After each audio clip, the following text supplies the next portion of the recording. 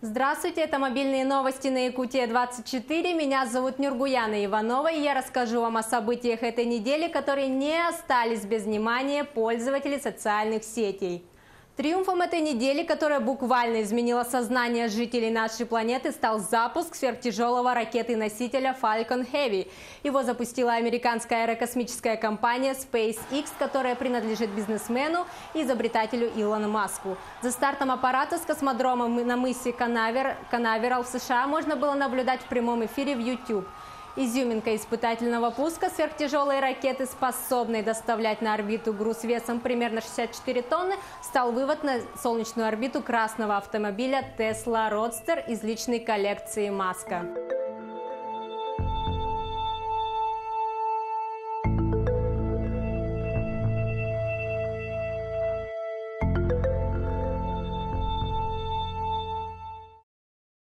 За рулем родстера сидит манекен в шлеме, названный Starman. На экране приборной панели размещена фраза «Не паникуй», а на одной из микросхем автомобиля написано, что она была сделана людьми на планете Земля. Сам Илон Маск до старта заявил, что запускает машину к Марсу ради смеха. Соответственно, отклик в социальных сетях был соответствующий. Интернет наводнили фотожабы с автомобилем. Пользователи шутили, что водитель за рулем Тесла просто таксист, заблудившийся при попытке добраться до клиента по навигатору, или муж, пытавшийся сбежать от разговора с супругой. Некоторым показалось, что долго Тесла в космосе не пролетает. За езду не по правилам ее непременно остановит инспектор ДПС. Среди многочисленных произведений фотошоп-искусства замечен и якутский след. На одной из картинок вместо ракеты-носителя вставили петуха, которого изваял из навоза прославленный в сети скульптор из Татинского улуса Михаил Бабпосов. Пока манекен бороздит космические просторы, в Нерюнгри дети разъезжают на гусеничном квадроцикле. Видео, на котором маленький мальчик катает свою сестренку, выложила в Инстаграм мама детей.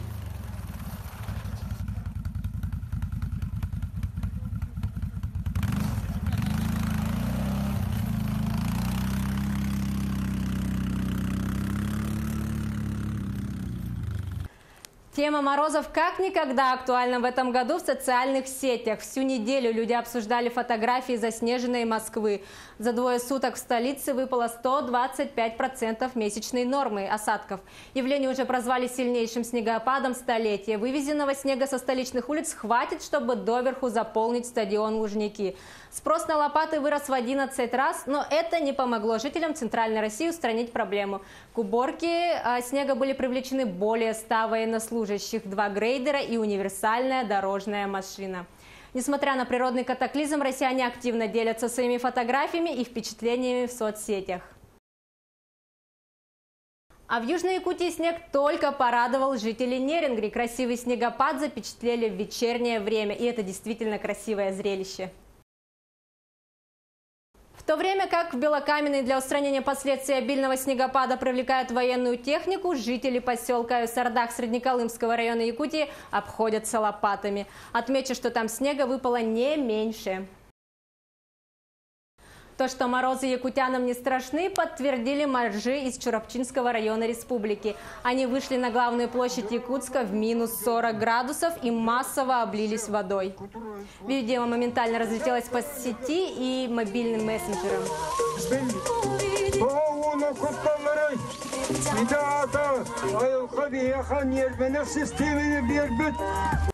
Пока люди в Якутске обливаются водой, жители города Мирный пытаются от нее избавиться. Оттайка грунтовых вод привела к разливу ручья Безымянный, из-за чего затопила проезжую часть. Видео засняли проезжающие мимо водители.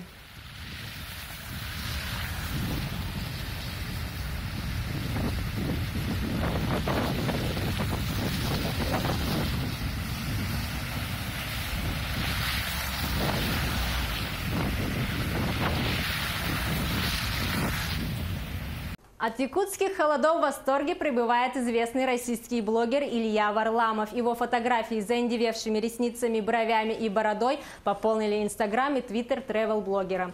Во время своего второго визита в Якутск Варламов посетил Ленские столбы и покатался на собачьей упряжке, после чего окончательно и бесповоротно влюбился в Северный край. Он несколько раз назвал Якутию лучшим регионом страны и даже назвал себя якутом. Присоединиться к якутской культуре пожелали и те, кто сейчас несут службу в армии Российской Федерации. В сети набирают лайки видео, на котором солдат из Комсомольска на Амуре исполняет песню якутского рэпера Джиды «Атарабын», что значит «провожаю».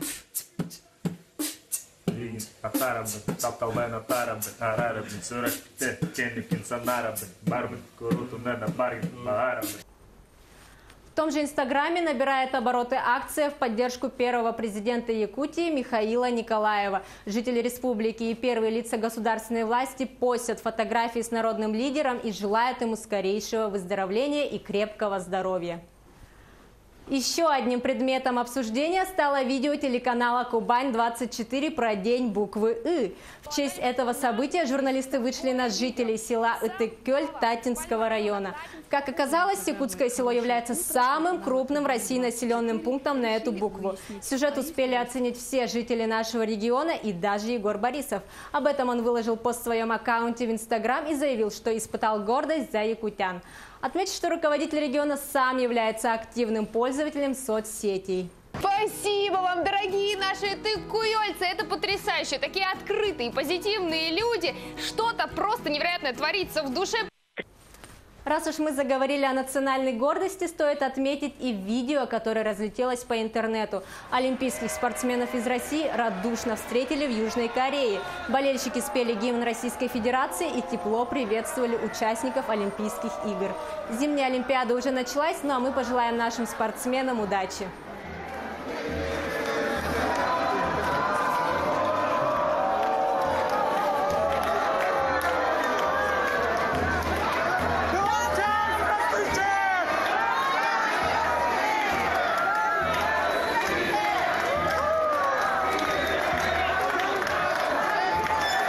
Якутский сегмент Инстаграма пополнился еще одним необычным пользователем. Личным аккаунтом обзавелся якутский бычок по кличке Маягатта.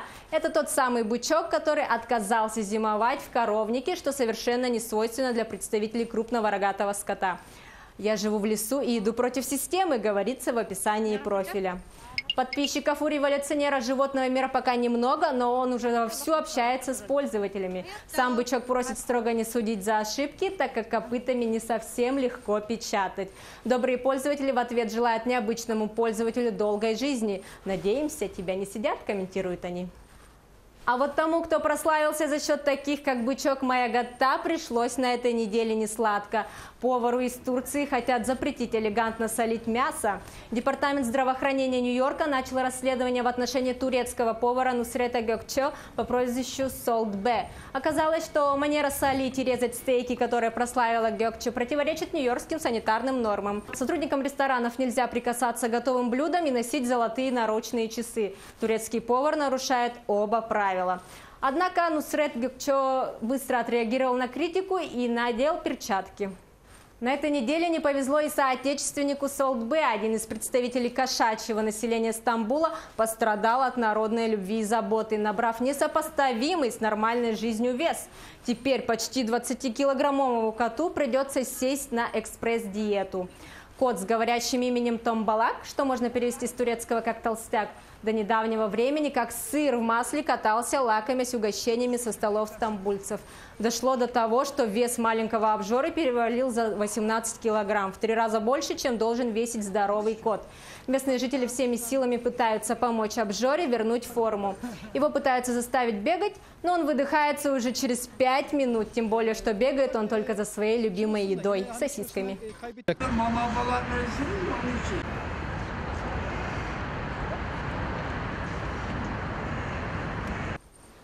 Пока турецкий кот пытается похудеть, хитрая норка из Ямала лакомится добычей рыбаков. Курьезный случай сняли на видео и опубликовали в сети. Маленький голодный зверек не пожалел сил и выбрал самую крупную щуку, такую, что пасти не хватило покрепче вцепиться в зубастую морду. Хищница так забавно атаковала и так быстро тащила по льду рыбу, что вызвала у рыбаков смех, от которого норка даже бросила щуку и спряталась в кустах. Однако в итоге жадность оказалась сильнее страха. Норке так хотелось свежей рыбы, что она быстро вернулась и продолжила свой путь уже со щукой в зубах.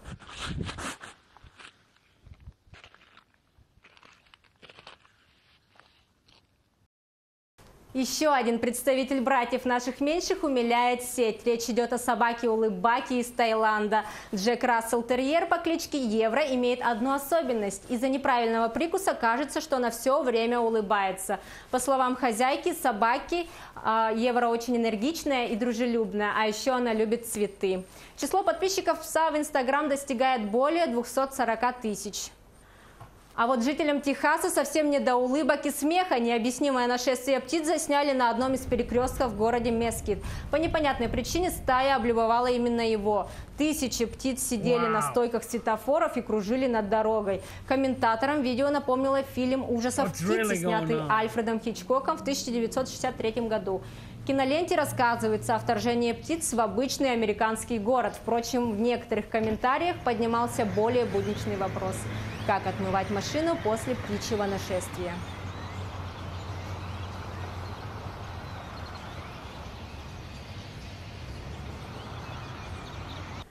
На днях в Инстаграме сменился мировой рекордсмен по числу лайков. Теперь самой популярной фотографией в соцсети является снимок модели Кайли Дженнер с ее новорожденной дочерью.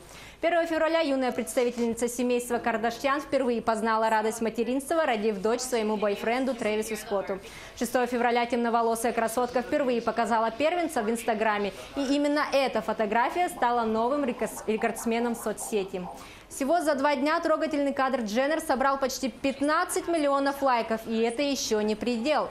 Долгое время рекордсменом Инстаграма по числу лайков была фотография беременной певицы Бейонсе, которая на момент съемки готовилась подарить мужу двойню. Фотографию звездной мамочки в интересном положении за год оценили лайками более 11,2 миллионов пользователей.